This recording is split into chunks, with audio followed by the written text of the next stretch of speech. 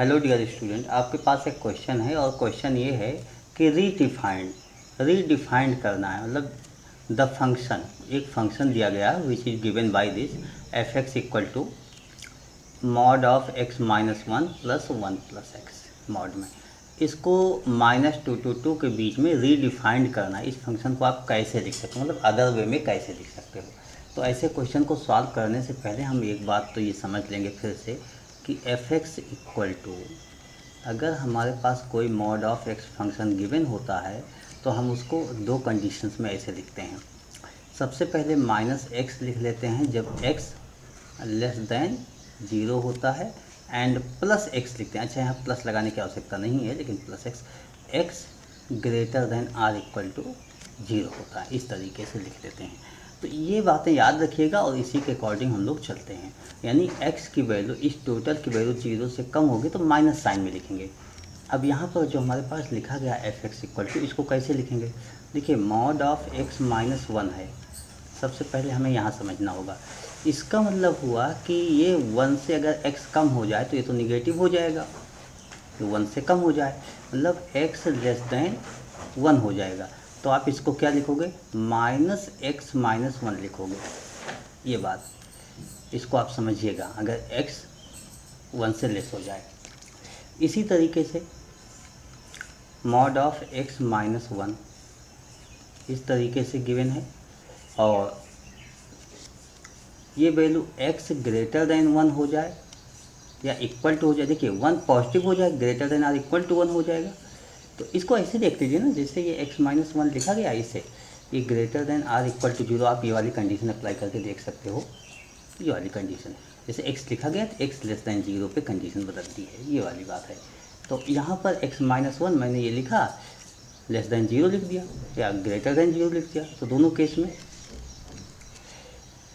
x greater than or equal to 1, this mean ये 0 से greater होगा। x greater than or equal to 1, तो ये x greater than or equal to 1 है, इसका मतलब ये पॉजिटिव में लिखा जाएगा, पॉजिटिव x प्लस 1 लिखा जाएगा। तो ये बातें तो आपको याद रखनी होगी। इसी के बाद हम लोग कुछ चेंज करेंगे। अच्छा, ये जो दूसरे केस हमारे पास है 1 प्लस एक्स, इसके बारे में आप थोड़ा सोचिए क्या है। 1 प्लस एक्स लिखा हुआ है।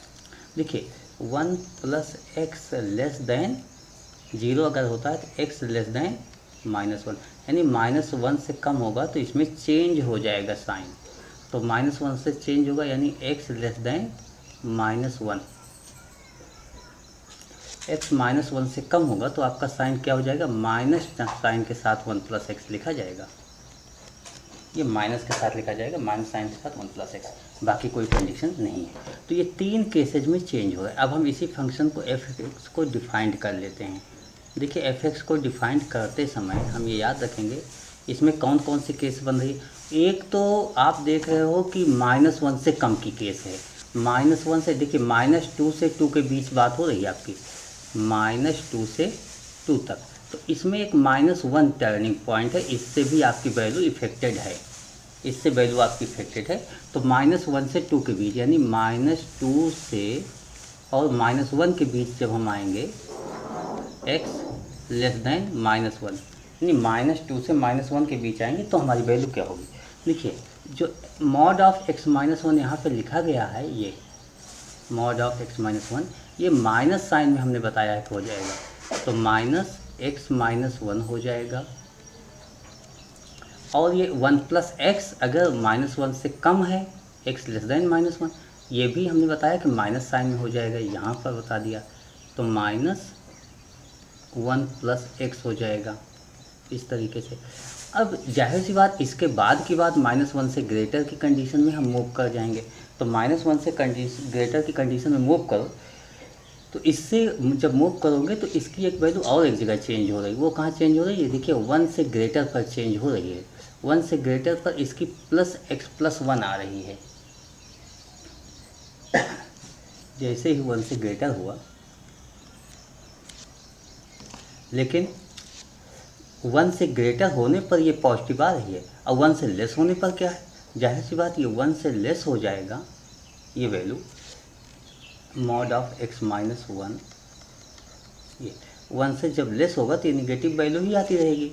तो इसका मतलब हुआ कि अभी हमें -1 से 1 की भी केस एक लिखना चाहिए था। तो -1 से ग्रेटर होगा लेकिन 1 से लेस होगा, तो ये तो वैल्यू आपकी निगेटिव होगी, इसलिए कि 1 से लेस की बात हो रही थी। यहाँ -1 से कम किया था, अब यहाँ 1 से लेस की बात, तो ये तो माइनस होगा x -1। लेकिन ये तो प्लस हो जाएगा, प्लस वाला स्टेप्स, +1 + x। और थर्ड केस में जब आते हैं x की वैल्यू 1 से 2 की केस आती है, तो यहाँ पर हम क्या देखते हैं कि ये दोनों वैल्यू पॉजिटिव होने लगती है, यानी प्लस में x -1 हो जाएगा और प्लस में 1 + x हो जाएगा। ये बातें आपको समझनी होगी हर एक बात। पहले हमने कहाँ ब्रेक किया, x <1 होगा, तो ये जो कंडीशंस होती है मॉड ऑफ x -1, ये हमेशा निगेटिव होगी। तो देखिए हमने कहा 1 से लेस होगा, 1 से लेस यहाँ तक है, मतलब इन दोनों केसेज में है, तो इसको हमने दोनों में माइनस में इसीलिए लिखा है। और ये जो प्लस वाली केस है 1 + x वाली, ये खाली x से लेस वाले में माइनस होगा, बाकी हमेशा पॉजिटिव होता रहेगा। तो इसको आपको ध्यान रखना होगा। इसी के बेस पे हम लोग कंटिन्यू करते हैं, क्वेश्चन सॉल्व करते हैं। अब हम इसके बाद कंटिन्यू कर लेते हैं। देखिए यहाँ f(x) = क्या लिख सकते हो, इसको आप सॉल्व कर लो।